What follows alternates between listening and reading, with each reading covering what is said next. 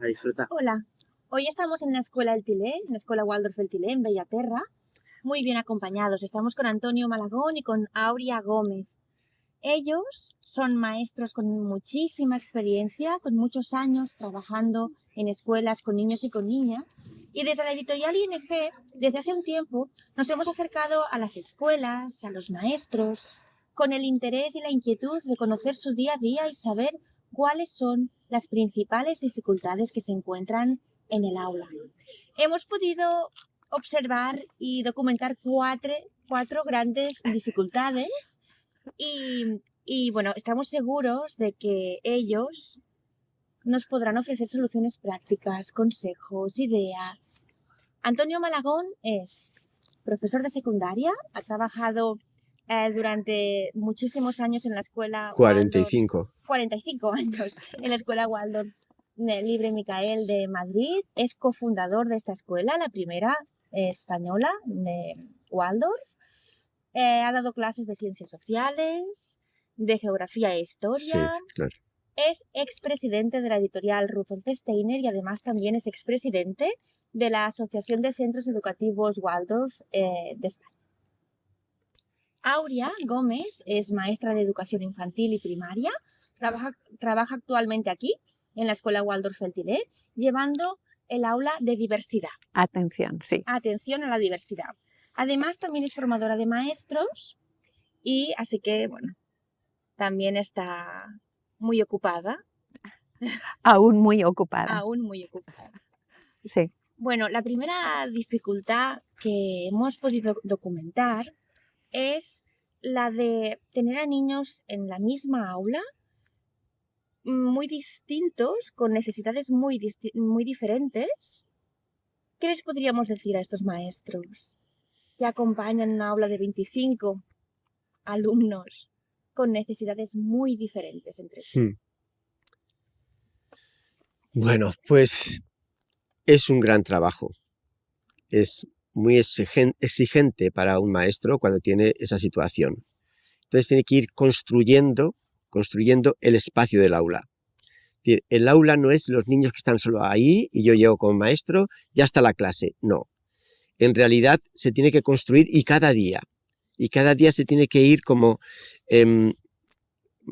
decir, creando el entorno, yo diría, de paredes afectuosas, son paredes invisibles, pero desde esa construcción que tú haces día a día por el interés que demuestras hacia esos niños, que practicas ese interés diariamente, por todo lo que emana de ellos y poco a poco van en esa proximidad acercándose con las formas que tenemos de recepción de los niños por la mañana y tantas cosas, se va haciendo realmente como casi una familia de clase, es como una familia de clase, en el sentido de cercanía.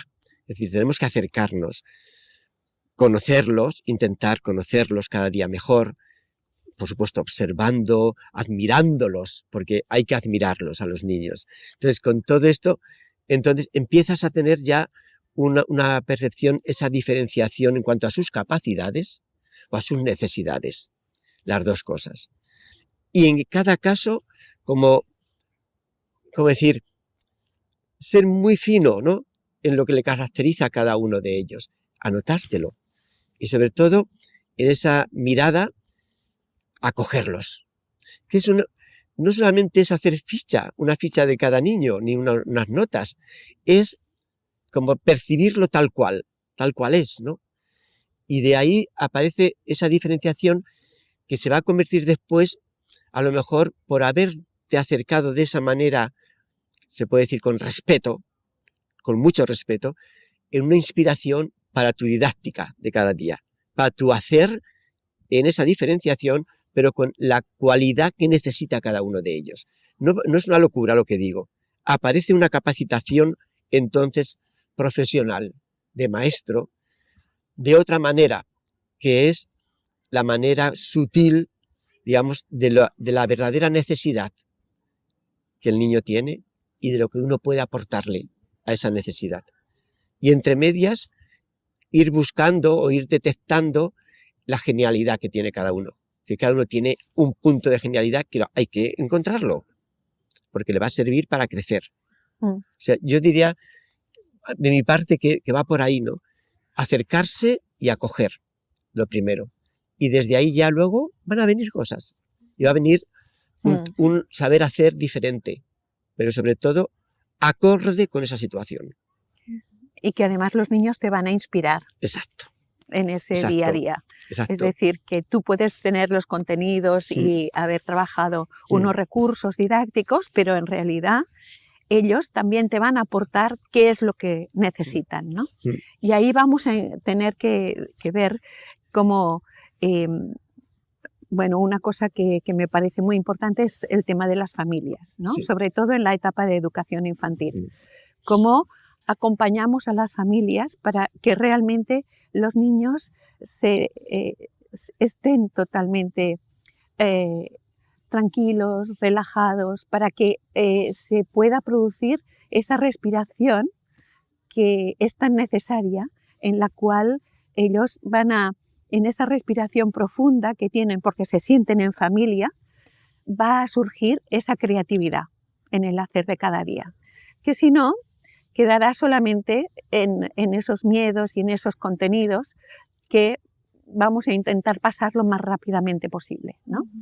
Y hacer que el niño se apasione es uno de nuestros grandes trabajos como maestros, porque nosotros tenemos que ir apasionados. Ahí está. A nuestro día a día. Y porque realmente, si no estás con ellos, pues te parece que te falta algo. Es algo muy especial. Entonces, la verdad es que cuando tienes niños de muy distintas cualidades, lo que sí a veces hacemos es que algunos niños que están dentro del aula pero que les cuesta alguna cosa, pues tener dos amiguitos que van a estar acompañándolo para que pueda hacer el trabajo que se ha pedido. O vamos a separar los grupos y vamos a poner como distintos tipos de ejercicios para que realmente cada uno pueda hacer según sus posibilidades, ¿no? Entonces, tener como esa riqueza de opciones dentro del aula es muy importante, porque eso después, ellos aparte de que lo agradecen, porque no se sienten siempre fuera de sitio, también ves que como los demás, los que a lo mejor pues tienen muchas capacidades para lo que estás explicando, se convierten en grandes colaboradores, ¿no? De la maestra. Perseverancia, yo diría, en observar al niño cada día, en coger detalles de su situación, digamos, que siempre hablamos de necesidades, pero también de en qué está emanando un talento, cómo se va viendo ya el talento de un niño, pues ese talento te va a ayudar y va a ayudar al niño a desarrollar capacidades, sobre todo la autoestima, porque lo vas a valorar, ese mini talento en principio que puede convertirse luego, metamorfosearse en un talento, es decir, una cualidad humana grandísima para el futuro. Entonces, esas cosas hay que ¿cómo decir?, captarlas para justamente hacerlas ver incluso a los demás. Y ahí creáis un poco lo que Antonio escribía y me encantó leer, que es el espíritu de la clase, ¿no? Sí,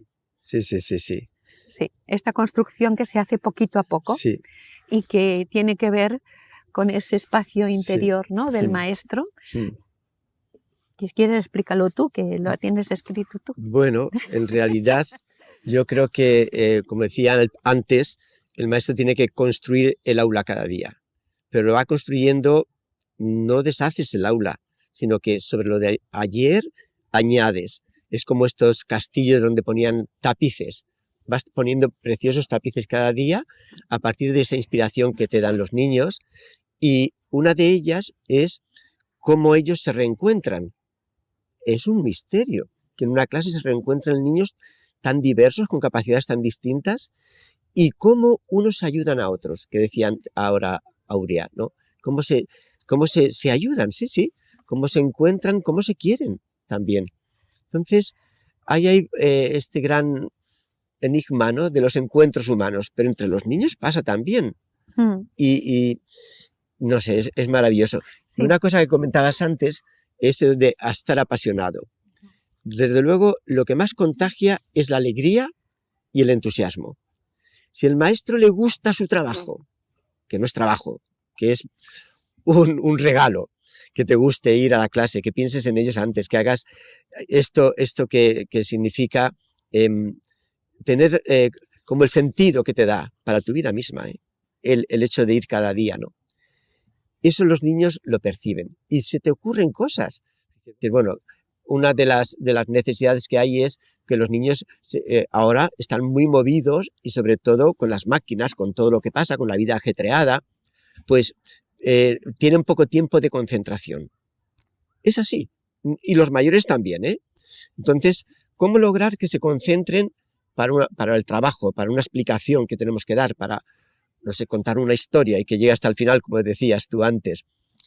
Tenemos que hacer antes crear como el estado, digamos, el espacio, la escenografía que ayuda a eso. Y eso es fundamental. ¿Y cómo lo hacemos eso? ¿Cómo creamos esa Pues yo me acuerdo, por ejemplo, un niño muy movido que además arrastraba a otros en primaria, en quinto de primaria, ¿no?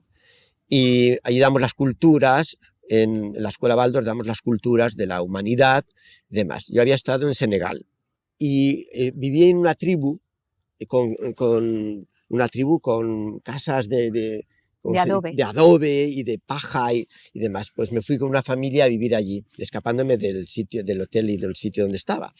Entonces yo siempre tengo elementos que pueden ser una sorpresa para el momento. Las sorpresas pueden incluso, como esta del bastón que voy a contar, pueden durar para más veces, ¿no? Porque esta me duró, lo tenía allí y al niño que necesitaba se lo aplicaba. ¿En qué consistía? Pues un bastón que era de 2 metros casi de alto, ¿no? Labrado, y era el bastón que tenía el jefe de esa tribu donde vivía en Senegal. Entonces me lo regaló. Bueno, fue una vivencia que tuve maravillosa con aquellas gentes tan hospitalarias, tan preciosas, y yo las había contado ya de esta gente, ¿no? Donde había estado yo en Senegal. Entonces, un día entré cuando iba a una clase y había un lío, pero un lío que se oía lejos. Entonces dije, bueno, pues hoy el bastón me va a ayudar, según entraban. Entonces llamé en la puerta, pum, pum, pum, así fuerte. Algo pasaba. Fui bajando el manillar poco a poco y ya vi que se callaban, ¿no? Entonces ahí abrí la puerta y me asomé como para decir, ¿entro o no entro? Y volví a cerrar y volví a abrir y ya todo estaba mucho más calmado, desde luego. Pero este pillo, el que digo que es así muy, muy movido, pues según iba entrando yo así, andando como de puntillas, empezó ya a quererse, en fin, liarla. Entonces, según yo, abrí un armario que tenía cerca de la mesa y saqué el bastón. Y di un golpe con el bastón en el suelo. Entonces, todos estaban mirando a ver qué iba a pasar. Yo miré por encima, por otro, y a este le dije, Juan, ven, que me vas a ayudar. Entonces, según venía, le di, sujeta el bastón. Es del jefe de la tribu, del rey de la tribu. Tienes que sujetarlo con fuerza y derecho, tan derecho como el bastón. Pues claro, esta situación de un niño que está fuera de sí, lo importante es llevarlo dentro de sí, que él se sienta que es el actor, digamos, actúa y está ahí. Si intentaba moverse, con que le mirase así un poco, se colocaba, evidentemente, porque tenía que hacer de jefe de tribu. Él estaba investido ahora de algo de fuerza que le daba la verticalidad a él, pero que la veía en el bastón como un ejemplo, digamos, o una resonancia de esa dignidad que tenía el jefe de la tribu. Así que esto yo creo que son situaciones donde uno tiene que tener mucha movilidad para inventar algo que atraiga esta atención. Porque en las escuelas Waldorf utilizáis mucho el valor de la narración para Sí. introducir a los niños Sí, en conceptos muy, muy intelectuales también, ¿no? claro. Sí, sí. Exacto. Hay esta parte de la magia de poder hacer esta inclusión con todos los niños, tengan inteligencias muy dispares, ¿no? El Sí. que ve un cuento y se puede concentrar, el que necesita la teatralización para conectar con Sí, eso. sí, sí. Sí, por ejemplo, una de las cosas que en primaria podemos hacer, que es muy interesante, es conocer un poco los temperamentos que tienes en la clase.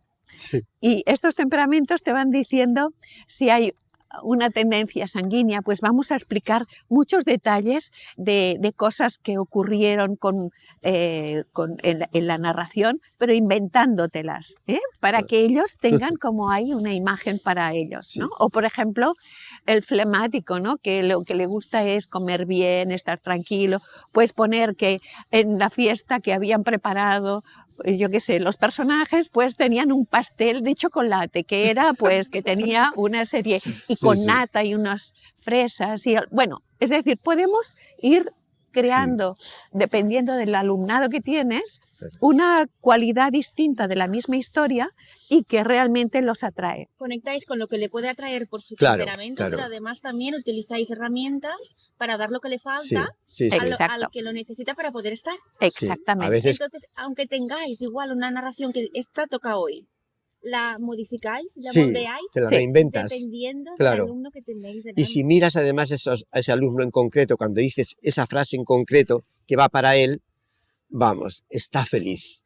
Porque es actor, entonces, del cuento él mismo, se siente actor. Sí, y lo sí. notan, ¿eh? Sí, sí, Cuando tú te diriges a uno de ellos. por supuesto. Pero, por ejemplo, en una historia donde hay caballos que galopan, miras a estos coléricos que van al galope tendido, ¿no? Siempre, los miras en ese momento, o un caballero, que tal. Entonces, ahí se sienten identificados. Y eso forma parte, ¿no? De que entren dentro de lo que es la historia. Sobre todo que les alimente la historia. Porque son imágenes que en realidad tienen cualidades morales. Y ellos las pueden, como decir, acoger y seguramente que les van a instilar fuerzas en el sueño o para el día siguiente cuando se hace la recordación. Porque Sí, esto de la recordación es maravilloso. exactamente. Es que la recordación de cada cosa, incluso de los contenidos académicos, intelectivos que damos, recordar el día siguiente, rehacerlos con sus aportaciones de todos ellos y reconstruir ya sea una historia, ya sea un tema de matemáticas o de geometría o de ciencias. Pero recordarlos con ellos. Con ellos, ellos mismos. Entonces, ahí aportan lo que han, la cualidad de las historias, esa cualidad moral que digo, o ese contenido, digamos, en la explicación. Lo que cada uno ha visto o ha sentido, Claro, ¿no? Sí. lo comparten y construyen de nuevo, construimos de nuevo. Lo que sí es esencial que escojamos bien los cuentos Eso y sí. narraciones que explicamos a los niños, ¿sí? Según la edad. Porque es importante tener muy en cuenta en Pedagogía Waldorf las etapas evolutivas, ¿no? Y en cada edad hay ciertos cuentos que hablarán mejor que otros, ¿sí? O también, por ejemplo, podemos encontrar con niños que una cosa es la fantasía de una persona que ha explicado o que ha escrito un cuento y otra cosa es esa imaginación ancestral que traen los cuentos y que de alguna forma van a dar fuerzas morales ahí, ¿sí? No todos los cuentos son iguales. Es decir, hay cuentos de tradición que son como de anécdotas solamente y en cambio hay cuentos que llevan como un mensaje incorporado. Y eso es fundamental que lo sepamos ver los maestros, porque eso, si te habla a ti, hablará al niño. ¿Y el mensaje que llevan estos cuentos se explica a los niños? No. Lo tienen que Eso no. sentir. Es que hemos olvidado que sentir es más importante, muchas veces, que pensar y dejarlo ahí solamente como un contenido abstracto. Entonces el cuento, cuando se cuenta además, digamos, con esta, no digo efectos especiales, pero sí con todo tu ser, vas contando, vas construyendo espacios, con el lenguaje no verbal, ¿no? Estás haciendo, digamos, la torre o el castillo, o miras cuando dices es altísimo, y miras así, los niños de primero, segundo, tercero, cuarto Les de primaria. encanta. Y entonces ellos también lo miran y dicen, ¡oh! Y tú dices, ah, y ellos también hacen así, ¿no? Entonces estás creando la imagen y esa imagen es la que perciben. Porque recordar lo intelectivo es la memorización intelectiva. Otra cosa es recordación de imágenes. Esa es otra cosa. Y cuando contamos cuentos, pues ellos recuerdan imágenes. Cuando lees una novela y describe un paisaje, una ciudad, no sé, una catedral, y tú te haces la imagen. Sí. Entonces, Y es lo que educa. Es lo que beben ellos. Eso es la imagen. Es tu propia imagen. Claro. Por tanto, no vamos a leer los cuentos, sino que los vamos a llevar nosotros y después narrarlos. Sí. De viva voz. Con tu vocabulario, a lo mejor, ¿verdad? Sí. Olvidamos el vocabulario del cuento mismo, pero tú lo construyes porque también estás viviéndolo, sintiéndolo. Y eso es lo que percibe el niño. Es otra cualidad. Sí. ¿Y qué papel juegan aquí los libros con ilustraciones muy cuidadas? ¿Cuándo se ofrecen entonces estos cuentos? Bueno, es compatible una cosa con la otra. Quiero decir que no es que solamente tengamos que dar un solo tipo de contenidos, sino que el hecho de que tengamos ilustraciones cuidadas, que tengamos unas historias que ellos pueden mirar cuando quieren, también es muy saludable para ellos. Porque hay cuentos que ellos lo repiten y lo repiten y lo repiten, porque les está hablando a una parte de ellos mismos, ¿no? Sí. Y por eso que también es un elemento que es favorecedor. ¿Sí? En el caso de estas aulas, los maestros nos decían, cuesta mucho que se concentren. Sí. Incluso para acabar de narrar un cuento. ¿Qué les podríamos decir a estos maestros? ¿Tenéis algún ejemplo práctico que puedan mañana mismo poner en el aula, hacer y ver si les funciona? Sí. Bueno, algo fundamental que ya a lo mejor mucha gente ya sabe es que es como tú te preparas, ¿sí? Y como también hemos preparado a las familias, ¿sí?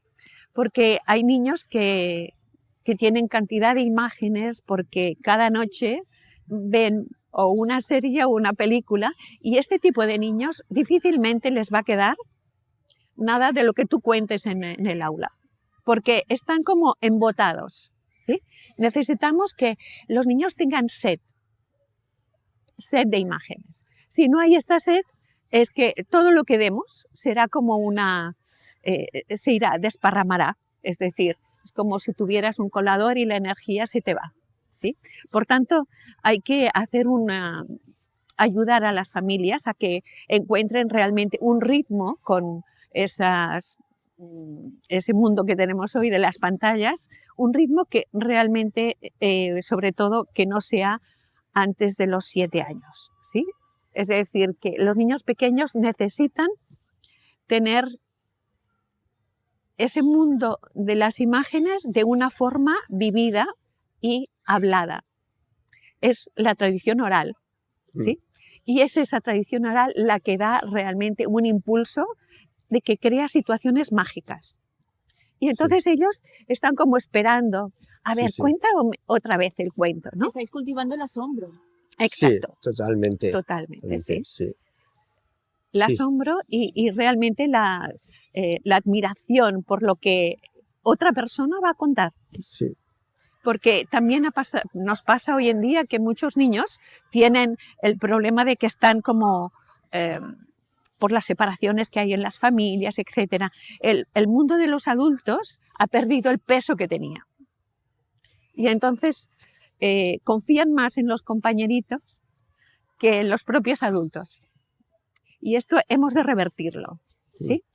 Es como, hemos de hacer como un guante y ponerlo al revés, porque hoy en día, si no damos un vuelco a todo esto, vamos a tener que después asumir que nada valga nada en nuestra sociedad, ¿sí? Porque todo es como de usar y tirar, ¿sí?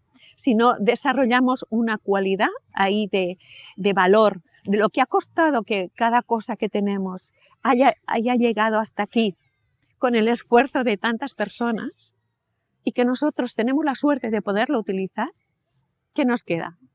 Pero Es sí. muy complicado. ¿Y cómo lo traemos esto a un aula? Pues mira, es que hay muchas maneras, pero siempre depende de eso que hemos hablado antes, de la buena relación. Sí, A veces también el ritmo, digamos, de actividades. Si has tenido antes una historia y luego cuentas otra historia, ya no pueden más. Entonces hay que hacer un ritmo a lo largo del día. Fíjate, cuando llegan saludamos, después hacemos movimiento, después ya se pueden decir, entramos en juegos, en fin, y luego ya se pueden concentrar. Es decir, tenéis muy en cuenta Un ritmo, el ritmo diario la polaridad incluso. Exacto. de las actividades entra- dentro del aula. Claro, Exacto. es que es fundamental. Es No puede ser concentración, expansión. expansión. Expansión, concentración. Claro. Es decir, siempre, Actividad de concentración, actividad de movimiento. Claro. Y así por combinado. ejemplo. Claro. Siempre. Muchas veces llegas al aula, han tenido otra clase y están cansados. Entonces no puedes empezar tú así. Con los pequeños de primaria y de secundaria, pues digo de primaria, de los primeros años, pues hacemos a lo mejor un tren en la clase. Entonces en ese momento, pues dices, sale el tren. Naturalmente la locomotora soy yo, pero les encanta. Los vagones se enganchan todos unos detrás de otros, están en segundo a lo mejor o tercero de primaria. Y se vas- descarrila. y claro, descarrilan y ruedan por el suelo y luego se levantan, otra vez se cogen. Y entras, das una vuelta por el patio, unas pocas eses, Cantando una canción. cantando, claro, y entran ya, y entonces ya se sientan, porque están cansados, claro, han rodado y todo por el suelo. Se sientan, entonces dicen, vamos a contar el cuento. O ellos ya lo saben, ¿no? Que después va a venir una historia. Entonces, yo tengo, por ejemplo, una historia que es un ventanal, para mirar el cuento y meternos dentro del cuento. Entonces, con ese ventanal, que son unas frasecillas, vamos, un pequeño poemilla, ¿no? Y con gestos todo lo hacían, ¿no? Y esto ya era crear ese ámbito que hemos dicho antes, mágico, para oír el cuento y además, en un estado, yo diría semisoñante, captar las imágenes. No se les va a ocurrir ni siquiera preguntar, ¿y qué es esto? ¿Y qué es aquello? No, sino que están como si estuvieran en casa antes de dormir oyendo el cuento, pero es un estar, digamos, semisoñante. Soñando el cuento. Soñando el cuento, decías como decía antes, ¿no? O sea, que van cogiendo las imágenes y soñándolas. Entonces, es una historia que puede inventar cualquiera. La mía os la voy a hacer, claro. Entonces, sentado lo voy a hacer, claro. Normalmente lo hago de pie, delante de los niños, ¿no? Pero es así. La luz del sol se va apagando. Los pajaritos van volando. La luna surge tras las nubes. Luceros brillan entre azules. La luz del sol la tengo yo si escucho con mi corazón. Y se quedaban puestos así como en un trípode, sentados, bien sentados, hay que sentarse bien, ¿eh? Pero eso es otro truco para sentarse bien. Erguidos, pero con una mirada como al infinito para percibir las imágenes. Semidormidos, semisoñantes, por así decir. Pero hasta cuarto me ayudó este ventanal por el cual se abría y ya era todo alrededor. Podía hacer yo ya todas las imágenes que quisiera al contar la historia. Me recuerda esto a mucha literatura infantil donde aparecen armarios y puertas en las que los niños atraviesan y de repente van a un mundo mágico, Exacto. ¿no? Es Atravesar esto, el espejo. hay que ¿no? llevarlos Claro. para que las imágenes actúen sobre su ser, en ese mensaje especial que llevan. Pero si no puedes hacer tantos trucos como para la atención, tener una guardado, porque tiene que ser sorpresa que luego puedes reutilizar de sorpresa, una esfera de cristal. Una esfera de cristal es mágica, total, grande, ¿no? Y entonces la colocas ahí, con que la coloques en la mesa con un paño a lo mejor naturalmente de seda, pero así bonito, ahí, y vamos a contar el cuento. O sea, que sepan, vamos a contar el cuento. Lo pones. Es como un polo que irradia, ¿cómo decir? Una fuerza que al mismo tiempo recoge. Y se quedan todos atentos a esto. Es muchas cosas realmente. Sí, o llevar eso, como digo, una piedrecita en el bolsillo siempre bonita, ¿no? Y que la muestras así así vas mirando y ya todos están atentos a lo que llevas, ¿verdad? Sí. La pones así en la mano y cuentas el cuento así y están atentísimos a ver qué pasa. A ver qué pasa allí, qué va a haber ahí. Y ya cuando esto, si no, la muestras así y entonces se quedan todos viendo la piedra. Pero hay que llevar, sí, elementos que te ayuden a captar la atención de ellos. Y luego, con los gestos, con la mirada, con lo que cuentas, digamos, acompañarlo, ¿no? ¿Verdad? Que con esos gestos, como se potencia su atención, no solo a la piedra ya, sino a lo que ya cuentas. Ya te puedes guardar la piedra después y ya estás contando. Y con esas miradas a ellos, como tú decías antes, según temperamento, según tal. Es que el único secreto real que hay es que, aparte de que a lo mejor puedas derivar a ese niño a especialistas, es que tú realmente te hagas como responsable de ese niño. Responsable. A todos los niveles. Es decir, porque lo llevas contigo y de alguna forma todo lo que vamos a hacer, él sabe que es para él. Y eso le da una confianza en ti, ¿no? Sí. Y después te pueden venir a explicar, pues que si en el lavabo se estuvieron dando besitos con un niño, o te pueden venir a explicar cualquier problema que puedan tener, ¿no? Y es así como ir encontrando elementos que nos vayan acercando a lo que necesita él. Y a veces te viene al día siguiente, pues mira, le voy a contestar esto, porque claro, esto que me ha preguntado no lo he respondido bien, ¿sabes? Te van viniendo como inspiraciones. Sí, y eso es esencial, porque tú entras como en el recibir y en el dar, ¿sí? Y das y recibes. Entonces entras como en una dimensión de aprendizaje y de enseñanza al mismo tiempo. Una cosa importante en este aspecto es que nosotros estamos hablando ahora, sobre todo, de la relación con los niños y los niños con el maestro. Es verdad que estamos 6 años como tutores de la misma clase y eso crea un vínculo, pero también un continuo proceso de interconocimiento con ellos, entre ellos y con el maestro, ¿no? Tutor o tutora. Pero no podemos olvidar que eso es posible porque tenemos a las familias con confianza, que nos dan la confianza, y que también creamos con ellos, porque es una coeducación con ellos. Exacto. Y hay que trabajar, ellos vienen también a la escuela, digamos, a aprender, como el maestro va a aprender, y vamos a aprender de sus hijos y nosotros de nuestros alumnos. Pero si tomamos conciencia de que estos encuentros con las familias, vamos, que es una vez cuando lo necesitan, o cuando necesitamos encontrarnos con ellos, tiene que ser muy flexible, porque hay momentos donde tenemos que decir, venid porque tenemos que hablar del niño. No solamente para las dificultades, sino para también decir cómo progresa tu hijo o tu hija, cómo están haciendo.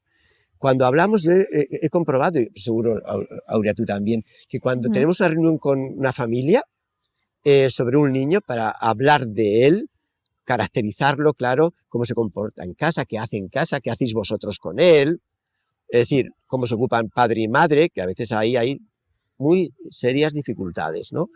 O qué hace en clase, cómo está en clase. De todo esto surge algo como una especie de emanación que es como un abrigo para el niño o para la niña. Es que ellos saben que están los padres en el colegio y saben que hemos hablado con ellos y crea realmente de esa confianza que trabajamos los adultos, crea muchos elementos educativos para el aula, para la clase misma, ¿no? Y en concreto con ese niño, con esa niña, pero también para todos. O sea, digamos, el encuentro con las familias crea fuerzas enormes, pedagógicas, para el trabajo en el aula. Muchas veces dificultades entre adultos crean problemas en el aula. Entonces, ahí tenemos que trabajar los maestros mucho, a veces más que casi con los niños, con algunas familias. Pero es fundamental como llegar a un acuerdo de por qué hacemos lo que hacemos con ellos. Y hacer cosas lúdicas, Sí. no solamente reuniones Eso. de encuentros para hablar de contenidos, sino que encontrar momentos de irnos a lo mejor al bosque, o vamos a ir a hacer una excursión el domingo, o vamos a Sí, hacer una exacto. merienda, o vamos a... Es decir, que el niño vea que también vas un día a su casa y te saque todos sus juguetes y todo lo que tiene. Claro, hay Sí. una cohesión, ¿no? Entre los diferentes mundos del niño, el mundo de la escuela, el mundo de mi hogar. Sí. Hay Exacto. un punto de unión y allí él Sí. siente seguridad. Lógicamente. Está cuidando. Exactamente. Y luego habéis dicho una cosa que me ha gustado mucho, porque normalmente los padres lo hacemos mucho. Cuando vemos algo en nuestros hijos que nos preocupa, nos obsesionamos con eso y vemos eso, ¿no? Sí, Y nos cuesta entonces ver la parte la globalidad. positiva, la globalidad y también la parte buena de eso, ¿no? Claro. Exactamente. Y vosotros habéis dicho que ponéis mucha intención en ver y nombrar lo bueno, Sí, los talentos. sí, Sí, Claro, el niño sobre todo cuando es pequeño, parece que tiene tanta lealtad a los adultos que le Sí, quieren, que sí. nos hace caso, incluso Sí. cuando le decimos, le ponemos sin querer una etiqueta, casi que lo hará, ser sí, eso, por lealtad, ¿no? Sí, sí. También lo hará con lo bueno. por supuesto, exactamente. por supuesto. Y eso es como un impulso. Es Son un impulso impulsos. Sí, muy sí, sí. interesante para después otra época que va a ser muy dura, que es la adolescencia. Sí, ¿Sí? Cuando tenemos este cojincito hecho en infantil y primaria, después esa alegría y esa Sí. manera de hacer permite que cuando vendrán las grandes crisis de existenciales, de quién soy yo, tendrá Ay, eso Dios. ahí, sí, que lo ayudará Mm. a no a relativizar lo Mm. que le está pasando. Mm. Y eso es también una herramienta que puede ser para el futuro importante. Estáis trabajando además la confianza eso sobre todo, en uno mismo. exactamente. Me Exactamente. pase lo que me pase en mi vida, tengo como una base que me va a recoger. Me voy a recoger a mí mismo Exacto. cada Sí. vez que me pase algo. Sí, Sí. eso es así. Y Pero la confianza es a partir del ejemplo que damos, en el jardín de infancia sobre todo, pero ya con los mayorzotes también tu saber estar, tu sentido de presencia, de admiración de ellos, de reconocimiento de ellos, ¿Y qué hacéis porque sois humanos, tendréis malos días? ¿No Exacto. llegáis a la Hombre, escuela a veces? por supuesto. Después de una noche de, yo qué sé, de haber tenido un disgusto bestial y Sí, estar ahí y decir, me aguanto con pinzas ahora mismo. Estoy aquí, pero estaría en sí. mi habitación, yo qué sé. esto es lo que me pasa hoy a mí. Vale. De pinzas, pero estoy aquí. Y entonces, Y entonces los niños lo perciben esto. Sí, sí, ¿Qué hacéis? ¿Lo explicáis? Hoy estoy así y me pasa esto o no. O cómo seguís manteniendo la presencia que necesitáis mantener y ofrecerles a los niños. bueno, es que los niños te notan, totalmente. como vosotros me notáis a mí. Y entonces ya hacen como un gesto de adaptarse Sí, sí. a tu situación. Y ayudarte Sí, y incluso. ayudan. Cuando vamos ayudan afónicos a lo mejor y no puedes hablar alto, ¿no? Voy a hablar bajito porque no puedo, no sé qué. Y ellos bajan también su tono de voz. Sí, ¿no? sí, sí, es un increíble. acompañamiento, ellos perciben también. Y si hay esa buena relación, ese afecto, pues ellos te acompañan. Y casi te dicen, vete a acostarte, claro, tómate una tila, yo qué sé.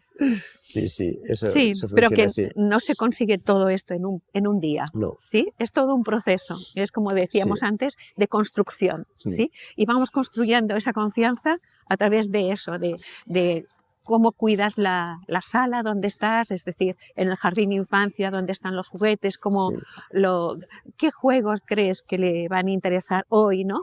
O como hoy no sé a qué jugar y tú entras y juegas un momentito con ellos y después te retiras y ves que ellos entonces han cogido ya el hilo y empiezan a inventarse alguna cosa, ¿no? Pero lo esencial es que esa respiración del niño sea lo más tranquila posible, porque es cuando realmente aparece esa creatividad en ellos. Y entonces, cuando haces ese gesto y notas que ellos ya han bajado, puede ser que hayamos hecho un dibujo o que hayamos hecho trabajado en el telar o cualquier actividad y ves cómo ya lo tenemos. Entonces dejan esa actividad que estaban haciendo y se van al juego libre, que es el centro realmente de la etapa de educación infantil. Mucha gente dice, esto del juego libre es como perder el tiempo. Pues no, porque os tengo que decir que es ahí donde se va a crear esa pasión por la vida, se va a crear ahí. Y ahí también, como después, como adultos, van a ser como profesionales también. Cómo se entregan a las cosas, cómo resuelven, cómo buscan soluciones, ¿no? Cómo encuentran a los compañeros para seguir adelante en alguna actividad. Es decir, encuentran no solamente el contacto con el otro, sino estrategias de hacer, de cómo podemos hacer para que realmente yo consiga desarrollar un proyecto que tengo, que es hacer a lo mejor un barco pirata, ¿no? Y entonces como encontrar, pues eso, formas en que ellos entran en esas dinámicas que después va a ser una fuente de bienestar para cuando sean mayores, ¿no? Cuando nos encontramos con varios niños en un aula que vemos que están fuera de sí, con movimientos desestructurados, lo que decíamos de la falta de concentración, ¿es posible que ofreciéndoles estos espacios de juego libre puedan sanar estos aspectos que han quedado ahí? Que en su día no jugaron tanto como necesitaron. ¿Hay un tope? ¿Eso caduca? ¿O se puede, si ahora le ofrezco esa posibilidad, puedo ayudarle a través del juego libre a que se pueda concentrar mejor? Sí, porque solamente que empiecen a encontrar unos personajes, rápidamente pueden crear una historia. ¿Por qué? Porque a lo mejor por la mañana han tenido una discusión con el hermanito y hacen como que se pelean los muñecos, o hacen como que están preparando el desayuno porque lo han vivido en casa. Es decir, van recreando primero por imitación, pero después poco a poco esto va creciendo y esa fantasía se convierte en una herramienta que tienen esencial para sacar lo que traen y las dificultades que tienen, ¿sí? Entonces, es como interesantísimo observar los juegos. Por eso en las formaciones le damos mucha importancia a ese tema de la observación de niños, porque es la clave para después que lleguemos verdaderamente a hacer un camino con ellos y que haya una posible transformación. Sí. En el caso de los de primaria, chicos de primaria, es infantil, es interesante cómo según van creciendo y van entrando ya a los 9, 10 años, demás, y antes incluso, un poquito antes, cómo lo que aplicamos como talleres, todo lo que tiene que ver con la voluntad, la huerta, el taller de madera, talleres, claro, todo lo que mover las manos, ese trabajo de concentración, de elaborar algo, fabricar algo, tallar, lo que sea, les lleva a colocarse realmente. O sea, es un contraste, ¿no? Pasar a la voluntad y desarrollar un proyecto, ¿no? Yo voy a hacer un león y estás con la gubia, ¿no? Y con la maza, pam, pam, dándole, hasta que sacas de un pedazo grande de madera, sacas el animal que has pensado, ¿no? Vas desbrozando, ¿no? Eso es impresionante. Yo creo que eso es una voluntad, ¿no? Puesta ahí, pero claro, a partir de su imaginación también, claro, a partir de lo que él piensa que o siente que está dentro y que tiene que emerger de todo el trozo de madera grande. Son fuerzas, yo creo que no podemos como quitar, ¿no? de la enseñanza, de la educación en general, porque desarrolla otras cualidades. Es que están ahí, realmente. Por eso la pedagogía Waldorf tiene se puede decir, equilibrio y complemento entre lo intelectual o lo intelectivo, los conocimientos, lo artístico y la voluntad, los talleres y todo lo que es transformar la tierra, transformar la materia. Eso es, que ellos lo vean, ¿no? Porque yo creo que de ahí salen también estas fuerzas para el futuro, como tú decías antes, de emprender algo que aunque no se ve, se intuye que es posible. Entonces vas a por ello, ¿no? Es darles fuerzas realmente que se van a transformar luego en, digamos, en capacidades para sus proyectos propios. Sí. Sobre todo supongo que esto es sanador en el caso de niños que en casa no les dejan participar mucho de las tareas del día a día. Es que claro, eso es... que te vas a hacer daño. Cuidado que ya lo hago yo. Ya. Eso es, la voluntad se ve... Sí, sí. Sí. Y en los niños pequeños un tema fundamental es que no dejan andar a los niños. Es decir, y entonces, claro, son niños que siempre están cansados porque no están acostumbrados a que tienen 2 piernas y que las pueden utilizar. Y entonces es como, se crea como un círculo vicioso ahí, en que esas fuerzas de voluntad, que es yo me pongo de pie y me voy a hacer esto, tienen que desarrollarlo los propios niños. Sí. Les tenemos que dejar espacios para que ellos puedan crecer ahí. Y entonces, claro, somos un poquito sobreprotectores en algunos momentos. Sí, sí. Pero, por otro lado, los tenemos muy descuidados, ¿sí? Tenemos esa dualidad Sí. en esta sociedad de hoy. Pero bueno, ahí vamos, ¿no? Porque supongo que estamos en un momento de revisar lo que es cuidar. Exacto. Sí, sí, sí. Sí, sí, Y sí. lo que es cuidarnos a nosotros Sí. mismos. Porque si tú te cuidas, ellos también van a sentir esa imagen de lo que es ser cuidarse. Igual como con un cuento. Exactamente. Sí. Es decir, ellos trabajan a través de la observación de nosotros. Es decir, nos imitan. Y a veces te empiezas a dar cuenta que no te imitan a ti, sino que imitan al amiguito que está allí. Y tú dices, ¿qué tendrá ese niño que yo no tengo? Pues autenticidad, fíjate. Sí, sí. Ellos Claro. lo que buscan es lo auténtico, Lo auténtico, de verdad. sí, sí. Y entonces a lo mejor tienes que cuestionarte cómo estás haciendo las cosas. Un ejemplo en relación con las familias, ¿no? Cuando la madre se ocupa muchísimo, en este caso era un alumno mío, la madre se ocupaba totalmente de su hijo de cuarto de secundaria, que tiene pues ya 16 años. Y el padre nada, porque estaba en su empresa, viajaba, etcétera, etcétera. Pero el chico estaba demandando la presencia de su padre, el acompañamiento de su padre. Entonces, eso lo percibes realmente como una necesidad. Entonces me atreví y lo hago, ¿eh? Me atreví a llamar al padre para hablar con él. Entonces provoqué realmente el asunto para que se produjera, porque si me hubiera dicho que está ocupado o cualquier cosa, entonces dije, bueno, es que el aspecto masculino, digamos, de ayudar, de acompañar al niño, está en manos de la madre. Entonces, ¿cuál es tu rol? Le llamé por teléfono y le contesto, me lo tienes que explicar, me gustaría saberlo, a ver cómo ayudamos a tu hijo.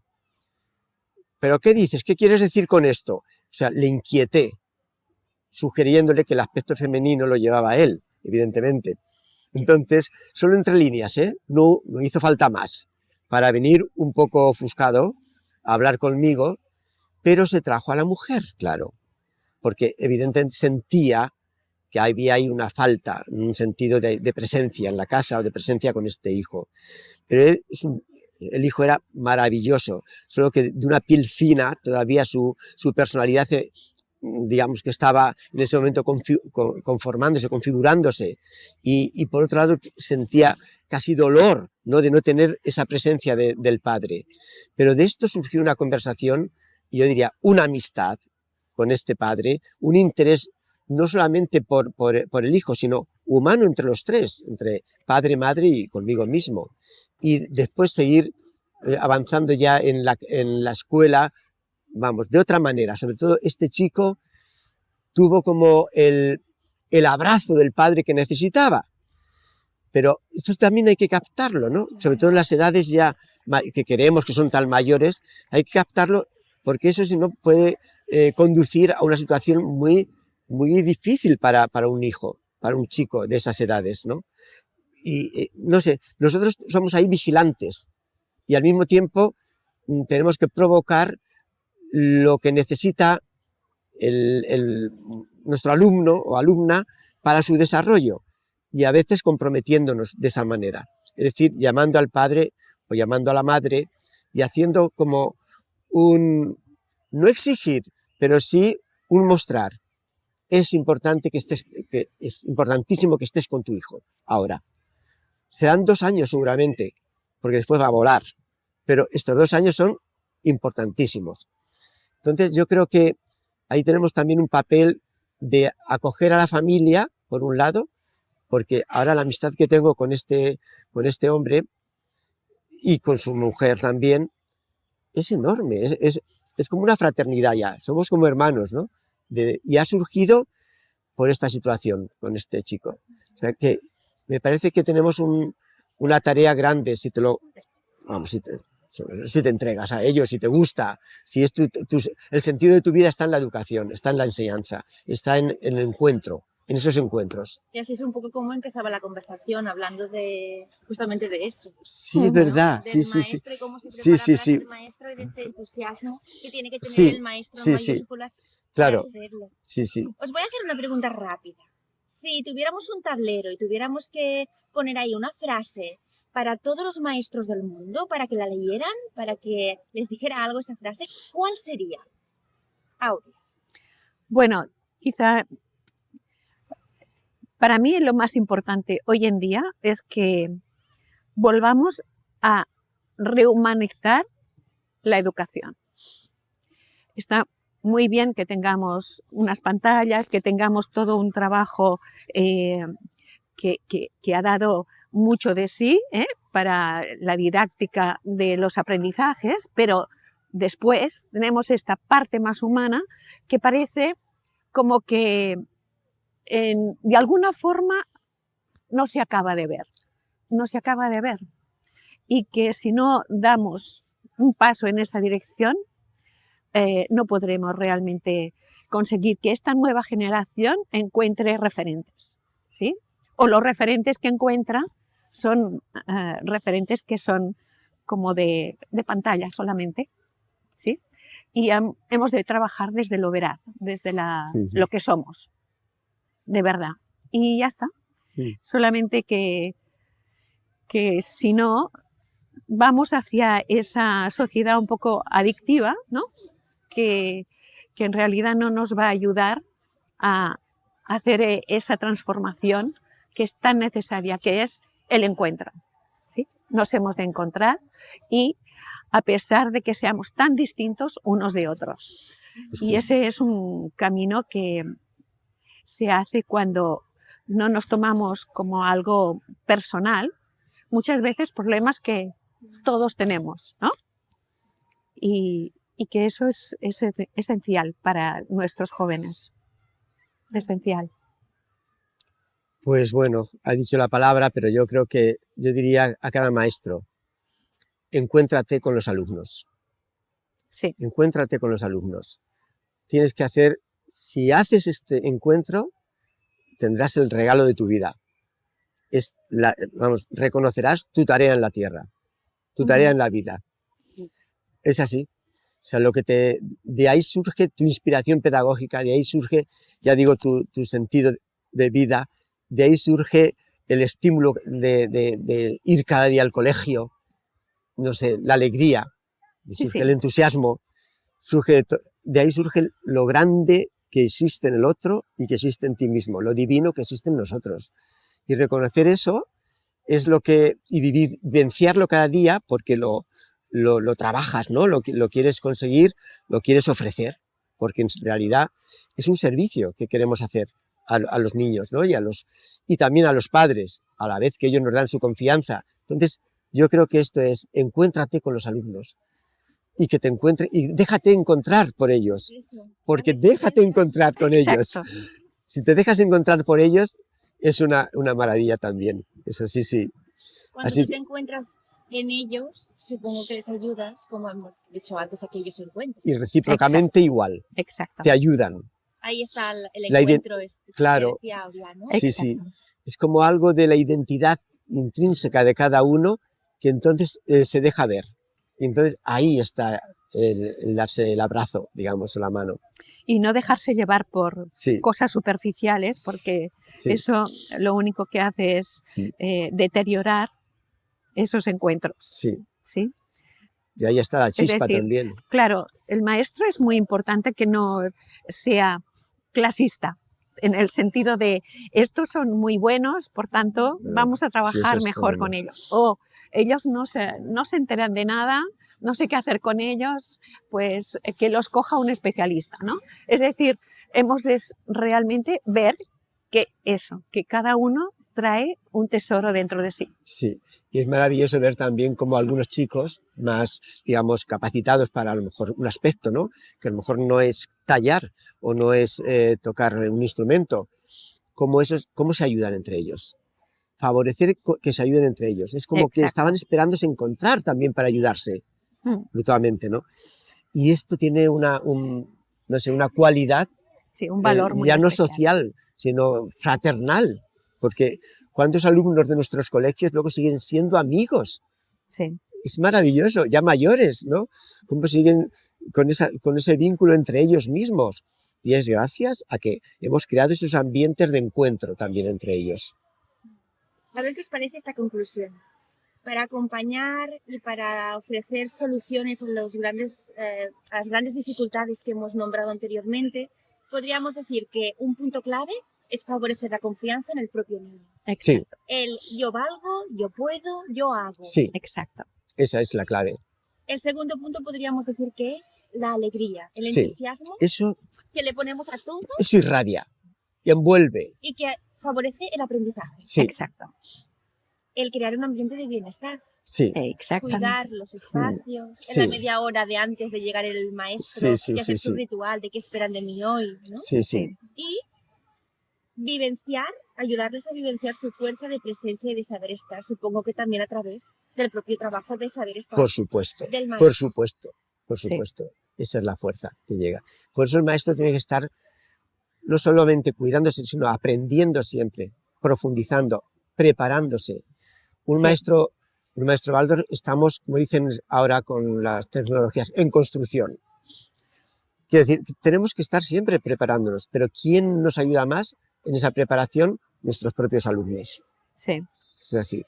Y que en realidad creamos un espacio interior.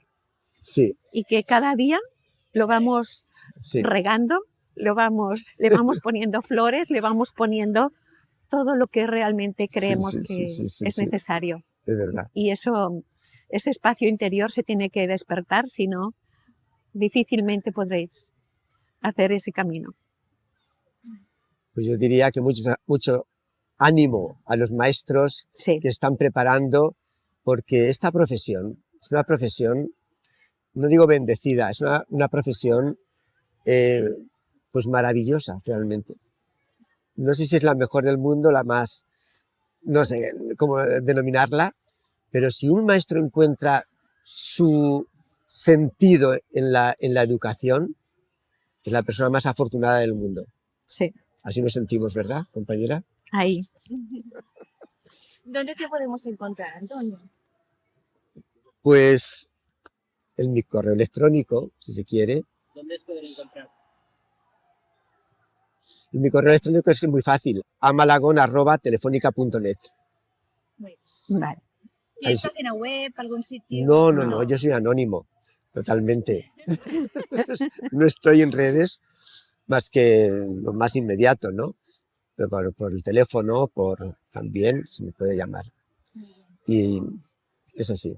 Muy bien. ¿Y a ti, Aurea? A mí me podéis encontrar en ING Editions. ¿Sí? Se puede poner la página web por si a alguien le interesa. www.ingeditions. Exacto. Pues muchas gracias. Un placer enorme charlar con vosotros. Para mí también ha sido un placer que tú nos entrevistes. Gracias, Laia. Gracias.